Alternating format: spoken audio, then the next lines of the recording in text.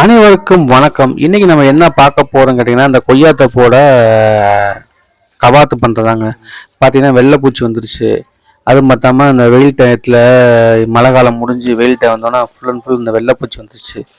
இப்போ நம்ம காய்ச்சும் ஓஞ்சிருச்சு. இந்த மாதிரி டயத்தில் வந்து நம்ம கவாத் பண்ணும்போது பார்த்தீங்கன்னா, அந்த திருப்பி கவாத் பண்ணிவிட்டு திருப்பி நம்ம உரம் ஏதாவது நம்ம உரம்ன்றவங்க வந்து நம்ம ஃபுல் அண்ட் ஃபுல் இயற்கை விவசாயம் தான் பண்ணுறோம்.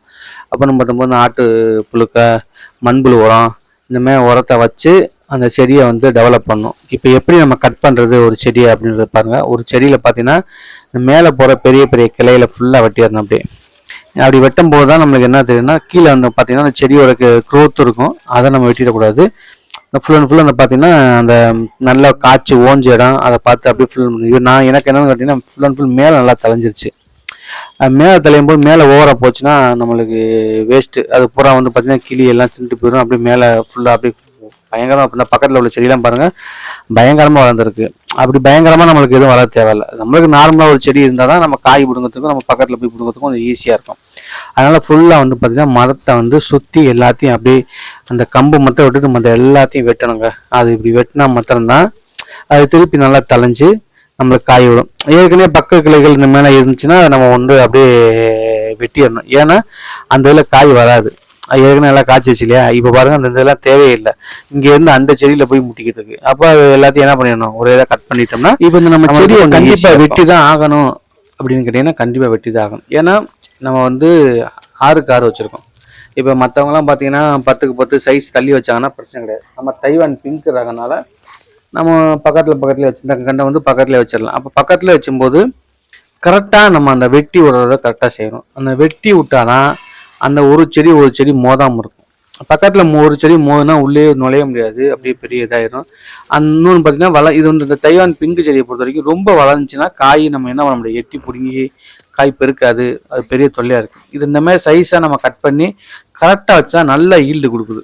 அந்த ஈல்டு நம்ம கண்டிப்பாக எடுக்கணும் அப்படின்றக்காண்டி ஃபுல் அண்ட் ஃபுல் இந்த பார்த்தீங்கன்னா டோட்டலாக எல்லாத்தையும் அப்படியே இந்த கீழே உள்ளது எல்லாத்தையும் நல்லா வெட்டி விட்டோம்னா அருமையாக நல்லா காய்க்கும்.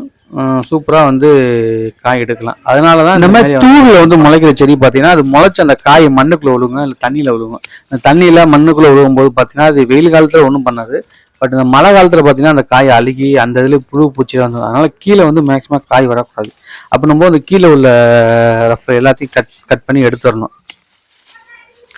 இந்த எல்லா செடியும் நம்ம வெட்ட அந்த வெட்ட பார்த்தீங்கன்னா நம்ம நல்லா தலையுங்க. இதுக்கு நம்ம ஒன்றும் தேவையில்ல. வெட்டி முடிச்சோன்னா சூடோமோனாஸு நல்லா கலக்கி ஒரு ஸ்ப்ரே பண்ணிங்கன்னா அந்த வெட்டப்பட்ட காயம்லாம் ஈஸியாக அந்த வெட்டின தடம்புலாம் இதாகிடுங்க. அப்படியே நீட்டாக துளி விடும். அப்படியே நம்ம பூத்த ஆரம்பிச்சிருக்கோம். ஒரு மீனமில் கொடுத்தீங்கன்னா நல்லா பூத்துரும். பூக்கும்போது நல்லா காய் வருதுங்க. இந்த மாதிரி பண்ண தான் இப்படி தான் நான் பண்ணிக்கிட்டு இருக்கேன். கொய்யா பற்றி உங்களுக்கு என்ன இது பண்ணால் இப்போ நம்மகிட்ட வந்து ஒரு 1200 செடி இருக்குது. இந்த 1200 செடி எப்படி வளர்த்துக்கிட்டு இருக்கோம் அப்படின்ற டீட்டெயில்ஸ் தான் நம்ம சேனலில் பண்ணுறேன். நம்ம சேனலில் கரெக்டாக வாட்ச் பண்ணுங்கள். நம்ம என்னென்ன பண்ணுறோம் அப்படின்றது உங்களுக்கும் தெரியும். அதுக்கு நம்ம சேனலை சப்ஸ்கிரைப் பண்ணி வச்சுங்க. பக்கத்தில் உள்ள பெல் பட்டனை ப்ரெஸ் பண்ணிட்டேன். நம்மளோட வீடியோக்கள் வந்து பார்த்திங்கன்னா நம்ம கொய்யா சம்மந்தப்பட்ட வீடியோக்களை வந்து நீங்கள் வந்து தொடர்ந்து பார்க்கலாம். இப்போ வந்து பார்த்திங்கன்னா எல்லாத்தையும் நம்ம வெட்டிக்கிட்டு இருக்கோம். வெட்டி முடித்ததுக்கப்புறம் ஃபுல் அண்ட் ஃபுல் பார்த்தீங்கன்னா அந்த நல்லா தலைஞ்சிடும். நல்லா தலைஞ்சதுக்கப்புறம் அப்படியே ஈல்டு எடுத்து ஆரம்பிச்சிருங்க. கண்டிப்பாக அந்த வருஷத்துக்கு ஒரு தடவையாவது நம்ம அந்த கவாத்தை பண்ணி ஆகணுங்க.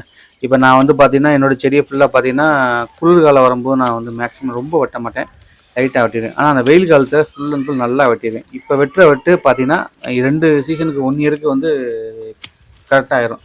அதனால் வந்து இந்த சீசனில் வந்து ஃபுல்லாக நான் ஒட்டை வெட்டி விட்டுருவேன். ஓகேவா? அந்த மாதிரி பண்ணும்போது எனக்கு நல்லா ஈல்டு கொடுக்குது.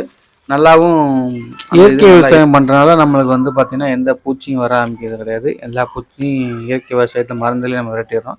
அப்படின்போது இந்த மாதிரி வெட்டும்போது நம்மளுக்கு நல்லா ஈல்டு கிடைக்குதுங்க.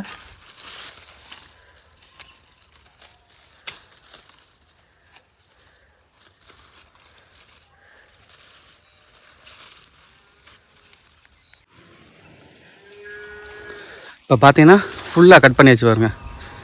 இந்த வெள்ளைப்பூச்சி விழுந்தது இந்த இடம் எல்லாம் கட் பண்ணியாச்சு. இப்படி கட் பண்ணால் செடி அது வாட்டுங்க நல்லா வளரும். தேவையில்லாத இதெல்லாம் பண்ணால் நல்லா வந்து நல்லா பூ பூக்கும். அடுத்து காய் எடுக்கும்போது நல்லாயிருக்கும். இந்த மாதிரி தேவையில்லாத மட்டும் கட் பண்ணால் போதும். அந்த நேரத்தில் அப்படியே தளைஞ்சிடும். இப்போ பார்த்தீங்கன்னா அந்தந்த இடத்துல தலையத்துக்கு இருந்தால் இப்போ அந்த இடத்துல துளி விட்டுருச்சு. வெட் பண்ணால் கீழே பாருங்க